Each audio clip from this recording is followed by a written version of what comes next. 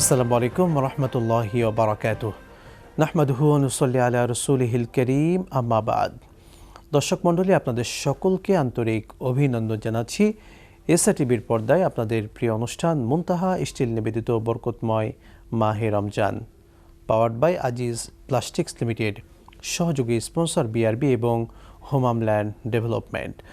দর্শক, শুরুতেই আমরা মহাগ্রন্থ আল কোরআনুল কারীম থেকে চমৎকার কণ্ঠে তিলাওয়াত শুনে আসি। আউযু বিল্লাহি মিনাশ শাইতানির রাজীম।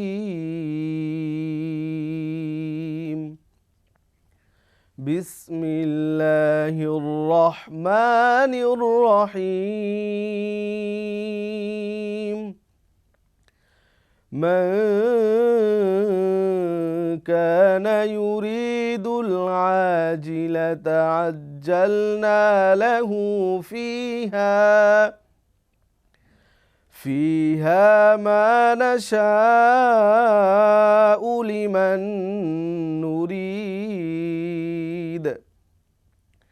লিমান নুরিদ সুম্মা জাআলনা লাহু জাহান্নাম يصلاها مذموما مدحورا ومن أراد الآخرة وسعى لها سعيها وهو مؤمن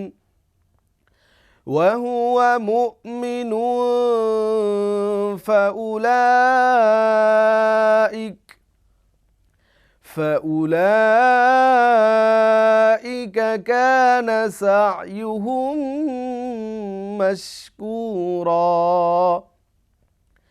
كلا نمد هؤلاء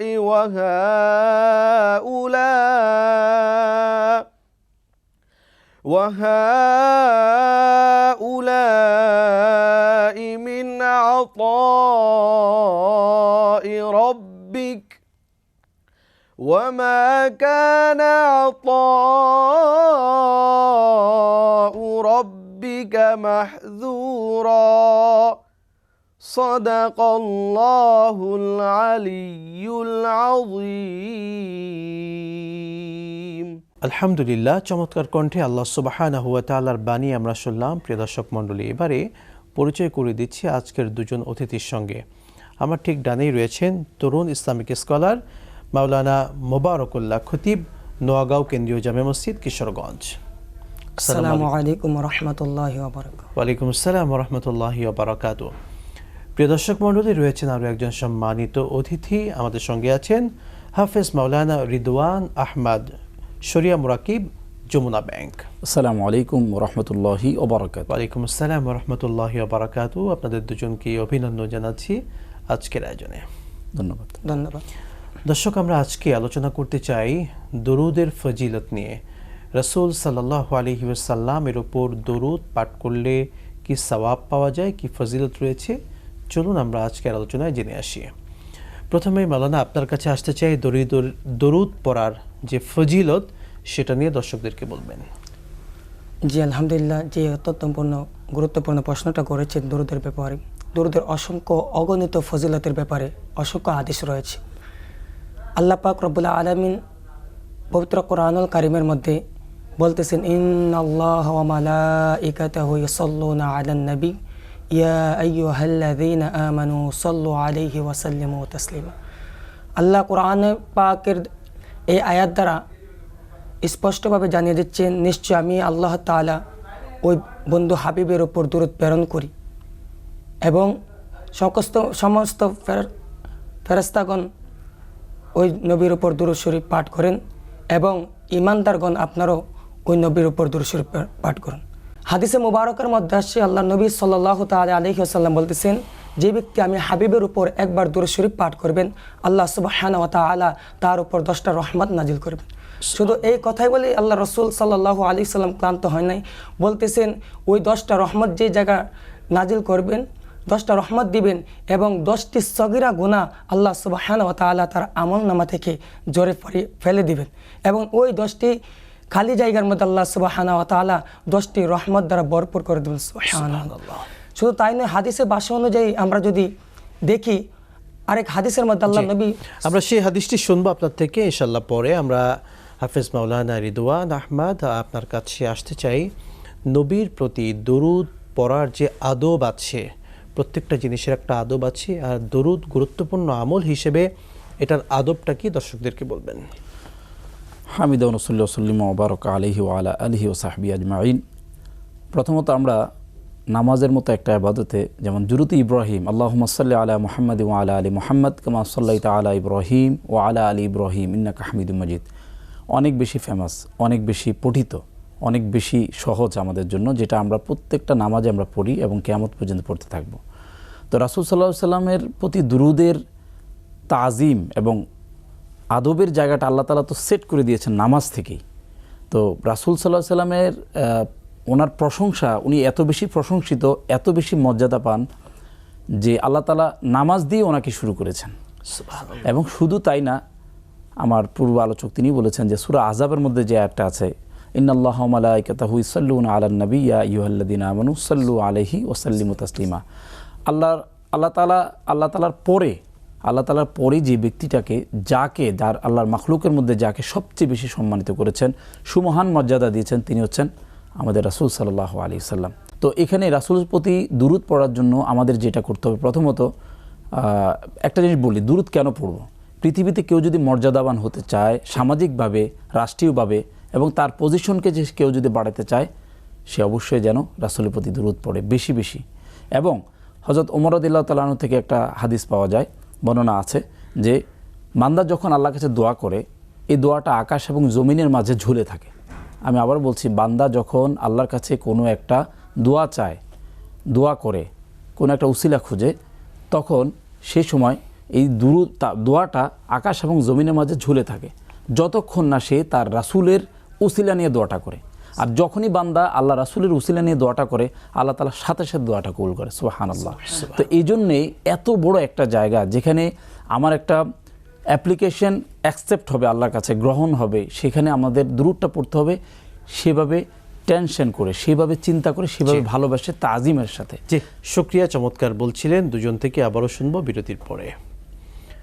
দর্শক মণ্ডলী, এসএ টিভির পর্দায় আপনারা দেখছিলেন মুনতাহা স্টিল নিবেদিত বরকতময় মাহে Ramzan, powered by Aziz plastics limited, সহযোগী স্পন্সর বিআরবি এবং হোমল্যান্ড ডেভেলপমেন্ট।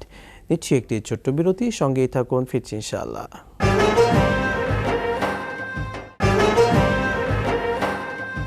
বিরতির পর আবারও স্বাগত জানাচ্ছি প্রিয় দর্শক মণ্ডলী, আপনাদের সকলকে আপনাদের প্রিয় অনুষ্ঠান মুনতাহা স্টিল নিবেদিত বরকতময় মাহে Ramzan, powered by Aziz plastics limited, সহযোগী স্পন্সর বিআরবি এবং হোমল্যান্ড ডেভেলপমেন্ট।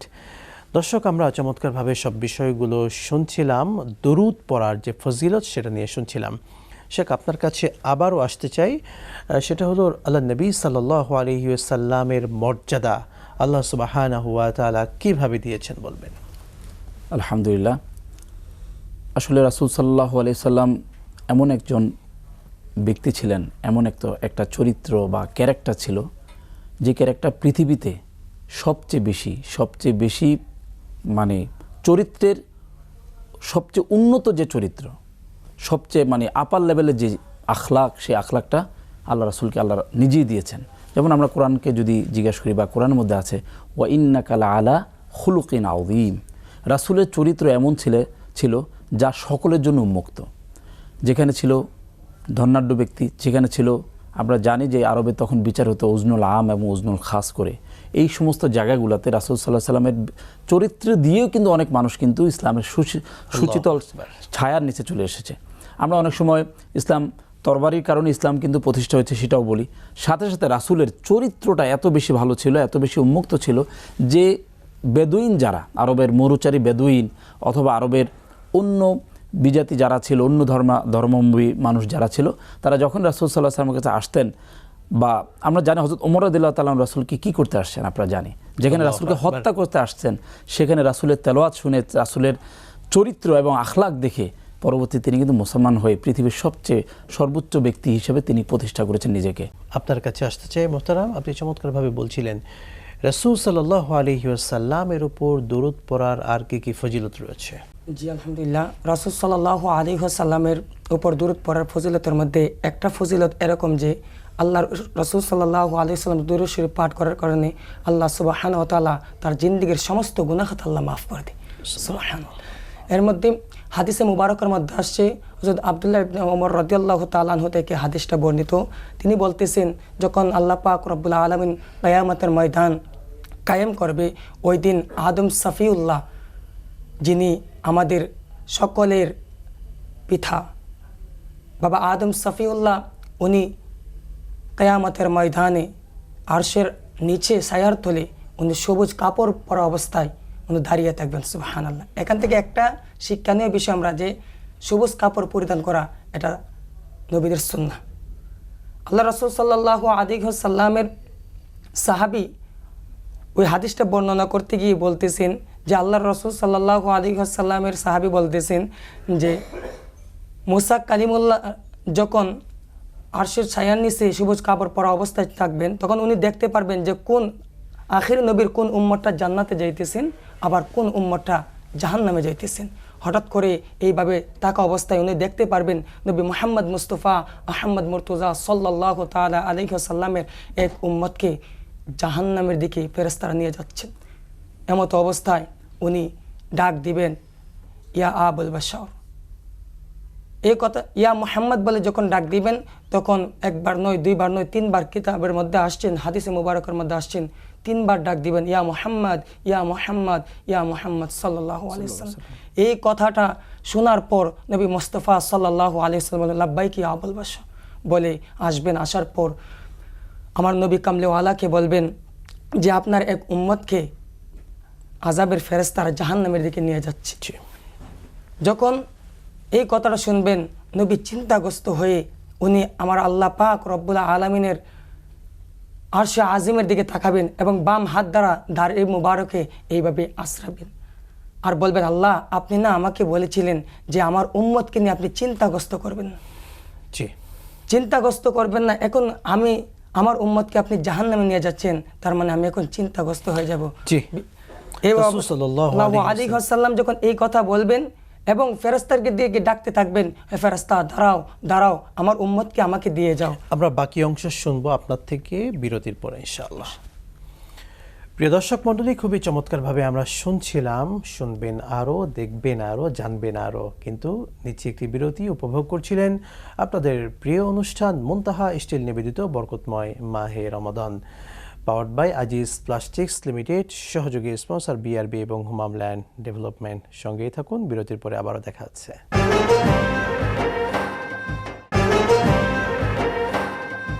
বিরতির পর আবারও স্বাগত জানাচ্ছি দর্শক মণ্ডলী আপনাদের সকলকে আপনাদের প্রিয় অনুষ্ঠান মুনতাহা স্টিল নিবেদিত বরকতময় মাহে Ramzan, powered by Aziz plastics limited, সহযোগী স্পন্সর বিআরবি এবং হুমাম ল্যান্ড ডেভেলপমেন্ট। দর্শক মণ্ডলী, আমরা রাসূল সাল্লাল্লাহু আলাইহি ওয়াসাল্লামের প্রতি দরুদ পড়ার ফজিলত নিয়ে শুনছিলাম। হাফেজ মাওলানা রিদওয়ান আহমদ, আসতে চাই আপনার কাছে। আপনি সুন্দরভাবে অনেকগুলো বিষয় বলেছেন। রাসূল সাল্লাল্লাহু আলাইহি ওয়াসাল্লামকে অনুসরণ করা উম্মত হিসেবে আমাদের কতটা জরুরি বলবেন? কোরআনে যদি আমরা তাকাই তাহলে সেখানে খুব সুন্দর একটা আয়াত আছে। সেই আয়াতটা হচ্ছে কুল আতিউল্লাহ ওয়া আতিউর রাসূল। এই আয়াতটা এত সুন্দর, এত চমৎকার যে আল্লাহ পৃথিবীতে যে আহকামগুলো আমাদের জন্য দিয়েছেন, সে আহকামগুলোর রোড ম্যাপ, এটার প্র্যাকটিক্যাল যে বাস্তবায়নটা, প্র্যাকটিসকে প্রথমে দেখিয়েছে ডেফিনেটলি আল্লাহ রাসূল সাল্লাল্লাহু আলাইহি ওয়াসাল্লাম। এর প্র্যাকটিক্যাল জীবন্ত বাস্তব উদাহরণ তিনি সেট করেছেন এবং এই রাসূলের দেখানো পথটা যদি আমরা অনুসরণ করি তাহলে কিন্তু আল্লাহকে পেয়ে যাব এই আয়াত অনুসারে। এবং শুধু তাই না, এই রাসূল সাল্লাল্লাহু আলাইহি সাল্লামের তার জীবনের প্রত্যেকটা অংশই কিন্তু আমাদের জন্য এক একটা আমল, আপ টু দ্য বটম, সকাল থেকে শুরু করে রাত পর্যন্ত। আর রাসূল কেমন ছিলেন? রাসূল বলছিলেন যে তোমরা আমাকে দিনে যেমন দেখো, আমাকে রাতে যেমন দেখো, সেটাও তোমরা মানুষের কাছে প্রকাশ করো। তার মানে দিন রাত রাসূলের সমান ছিল। তো এই জন্যে দেখা যায় রাসূল সাল্লাল্লাহু আলাইহি সাল্লামের জীবন যদি আমরা বেশি বেশি অনুসরণ করি, দেখি, তাহলে মানে আপনারা জানেন যে একটা বই আছে পৃথিবীতে সবচেয়ে বেশি সোল্ড আউট একটা বই, সেটা হচ্ছে 100 মনীষীর জীবনী। এই মনীষীর জীবনের মধ্যে মাইকেল এইচ হার্ট, লেখক যিনি মাইকেল এইচার্ট লিখেছেন, তার মধ্যে তিনি একজন অমুসলিম ছিলেন। তিনি কিন্তু সবার প্রথমে 100 জন ব্যক্তির মধ্যে, পাণ্ডিত 100 জন ব্যক্তির মধ্যে 1 নম্বরে আল্লাহ রাসূল সাল্লাল্লাহু আলাইহি সাল্লামকে স্থান দিয়েছেন। কেন দিয়েছেন? অবশ্যই তিনি সেই জাজমেন্ট থেকে দিয়েছেন এবং দিতে বাধ্য হয়েছেন। শুকরিয়া, খুবই সুন্দরভাবে আপনি বলছিলেন। আপনার কাছে আসতে চাই মাওলানা, বলতেন রাসূল সাল্লাল্লাহু আলাইহি ওয়াসাল্লামের মর্যাদা, আল্লাহ তাআলা আমাদের নবীকে কিভাবে সম্মানিত করেছেন। আমার নবী পাক সাল্লাল্লাহু আলাইহি ওয়াসাল্লামের সম্মান ইজ্জত এমন বাড়ি দিয়েছেন, আমার আল্লাহ কোরআনে বলতেছেন ওয়া রাফা'না লাকা যিকরাক, আমি আমার হাবিবের শান সুউচ্চ মুকাম করে দিয়েছেন, যা অগণিত, যা বলে বিশ্লেষণ করা আমাদের পক্ষে সম্ভব নয়। রাসূল সাল্লাল্লাহু আলাইহি ওয়াসাল্লামের শান শওকতের দিকে যদি আমরা তাকাই, উদাহরণস্বরূপ যদি আমরা পৃথিবীর যত গাছগাছালি রয়েছে সমস্ত গাছগাছালিকে যদি কলম বানানো হয় এবং নদীর যত পানি রয়েছে সমস্ত পানিকে যদি আমরা কালি হিসেবে ধরি, তাহলে দেখা যায় একদিন কলম ভেঙে চুরমার হয়ে যাবে, কালি শেষ হয়ে যাবে, কিন্তু আমার মুস্তাফার শান শেষ হবে না। আমার মুস্তাফা সাল্লাল্লাহু আলাইহি সাল্লাম এমন একজন ব্যক্তি ছিলেন, যিনার আদর্শ লালন যদি কোনো ব্যক্তি করে তার ঘরেও শান্তি আসবে, তার সন্তানাদিও এমন এক পর্যায়ে আসবে যে আল্লাহর ওলি পর্যন্ত হয়ে যাবে। আল্লাহর রাসূল সাল্লাল্লাহু তাআলা আলাইহি ওয়াসাল্লামের কেমন আদর্শ ছিলেন, উনি রাস্তা দিয়ে যখন চলাচল করতেন ছোট বাচ্চাদেরকে সালাম দিতেন। এটা আমার রাসূল সাল্লাল্লাহু আলাইহি ওয়াসাল্লাম উত্তম একটা আদর্শ ছিল। অথচ আমরা সমাজের দৃষ্টিতে যদি দেখি, আমরা মুরব্বী যারা রয়েছি তারা বসে থাকি, আমাদেরকে ছোটরা সালাম নেয়াটার অপেক্ষা করি, আমরা অপেক্ষা করি। কিন্তু আমার রাসূলের আদর্শ ছিল কি, যে আমি সালাম দিব। হাদিসে মুবারকের মধ্যে দেখা যায় যে আমার রাসূলের আগে কেউ কোনোদিন সালাম দিতে পারে। আল্লাহু আকবার। সত্যি রাসূল সাল্লাল্লাহু আলাইহি ওয়াসাল্লাম তো সবার জন্য আদর্শ। আর কেন তার সম্মান আল্লাহ তাআলা এত বাড়াবেন না? অবশ্যই বাড়াবেন। জাযাকুমুল্লাহু খাইরান। দুজনকেই অসংখ্য ধন্যবাদ। বারাকাল্লাহু ফিক। দর্শক মণ্ডলী, এসএ টিভির পর্দায় আপনারা এতক্ষণ উপভোগ করছিলেন আপনাদের প্রিয় চ্যানেল এসএ টিভির পর্দায় প্রিয় অনুষ্ঠান মুনতাহা স্টিল নিবেদিত বরকতময় মাহে Ramzan, powered by Aziz plastics limited, সহযোগী স্পন্সর বিআরবি এবং হোমল্যান্ড ডেভেলপমেন্ট। আমরা একটি ইসলামী সঙ্গীত শুনতে শুনতে আজকের মতো বিদায় নিচ্ছি। আসসালামু আলাইকুম ওয়া রাহমাতুল্লাহি ওয়া বারাকাতুহু। সেজি আমার কামলিওয়ালা কামলিওয়ালা, হেরা হতে হেলে দুলে নুরানি তুনু ওকে আসে হায়, সারা দুনিয়ার হেরে মেরে পর্দা খুলে খুলে যায়। সেজি আমার কামলিওয়ালা কামলিওয়ালা, সেজি আমার কামলিওয়ালা কামলিওয়ালা। তারে ভাবে বিভোল রাঙা পায়ের তলে, পর্বত জঙ্গম টলমল টলে। তারে ভাবে বিভোল রাঙা পায়ের তলে, পর্বত জঙ্গম টলমল টলে। খুরমা খেজুর বাদাম জাফরানি ফুল ঝরে ঝরে যায়। সেজি আমার কামলিওয়ালা কামলিওয়ালা, সেজি আমার কামলিওয়ালা কামলিওয়ালা।